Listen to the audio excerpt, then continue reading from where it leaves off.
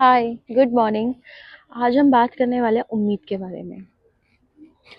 कभी-कभी हम होता है ना कि किसी के लिए बहुत कुछ कर देते हैं और फिर हम सोचते हैं कि सेम वैसा ही रिप्लाई आएगा जैसे हम सोचते हैं कि हमने इनपुट दिया है वैसा आउटपुट आए। तो इसलिए खाना उतना परोसो जितना सामने वाले को भूख हो। कभी एक्स्ट्रा हम परोस देते हैं और खाना बच जाता है तो सामने वाले को तो उतना ही खाया ना उसने जितनी भूख थी। लेकिन आपने ज़्यादा परोसा है ना? उतनी उसको भूख नहीं थी। तो इसमें उसकी गलती इतनी नहीं है जितनी आपकी है, ठीक है?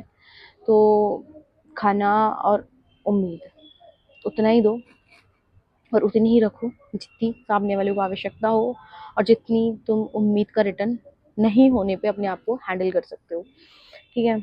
बहुत सारा हम कभी किसी के लिए बहुत सारे एफर्ट्स कर रहे होते हैं खुद से कि अरे यार मैं इसके लिए इतना कर दूँ, इतना कर दूँ, इतना कर दूँ। हम आगे से आगे हमेशा अवेलेबल रहते हैं उस इंसान के लिए और इतना अवेलेबल होना कभी-कभी सामने वाले को तो यार क्योंकि वो तो नहीं कह रहा आप अवेलेबल रहो, आप अपनी मर्ज़ी से रह रहे हो, ठीक है? क्योंकि आपको अच्छा लग रहा है उसके लिए अवेलेबल रहना ना। और सामने वाला आपके लिए हमेशा उतना अवेलेबल यदि नहीं रह पाता है तो हमको हज़ार शिकायतें हो जाती है उससे कि मैं अवेलेबल, मैं तो इसके लिए इतना थी, मैं तो इसके लिए हर जगह खड़ी थी। तो मुझे ऐसा लगता है कि आप यार क्लियर कर दो उसको और हमेशा कह दो उससे कि देखो मैं तेरे लिए इतना कर रही हूँ पर मैं चाहती हूँ कि जब मुझे कभी तेरी नीड हो, जहाँ मुझे हमेशा तेरी ज़रूरत हो तो मेरे लिए खड़ा रहेगा या रहेगी। इन द केस हम क्लियर तो कुछ नहीं करते हैं ना, एक कम्युनिकेशन एक है कि आपको हमेशा आजकल रखनी चाहिए और ये वो ज़माना है कि यहाँ निस्वार्थ कुछ नहीं होता है। हल्का-फुल्का तो किसी का स्वार्थ आपके लिए रहेगा और इवन आपका भी रहता है ना? पेरेंट्स तो है नहीं कोई हमारे, है ना? और फिर पेरेंट्स के कॉन्सेप्ट में भी है यार कि माँ-बाप जो हमारे लिए इतना सब कुछ करते हैं, तो एक एक उम्मीद तो वो भी लगाते हैं हमसे कि यार ये मेरे बुढ़ापे में मेरे सहारा बनेंगे, है ना? तो फिर वो पेरेंट्स तो आपके हो नहीं सकते हैं, तो इससे अच्छा है कि कुछ चीज़ें ना क्लियर करके रखो, तो ज़्यादा बेटर रहता है ना?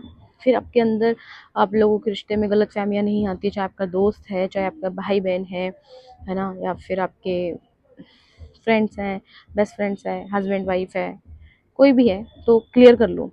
कम्युनिकेशन आना चाहिए हमेशा से, है ना? बातचीत करके सब ठीक कर सकते हैं।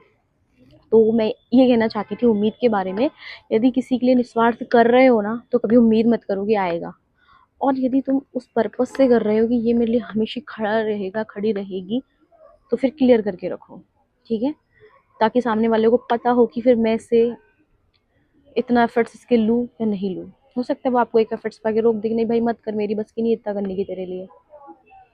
तो इससे एक पता है, एक खराब रिश्ता कभी नहीं बनता है इससे, एक अच्छा रिश्ता होता है जिसमें कभी भी सामने वाले को ये नहीं लगता कि मेरा कटा है, ओके? चलिए, बाय।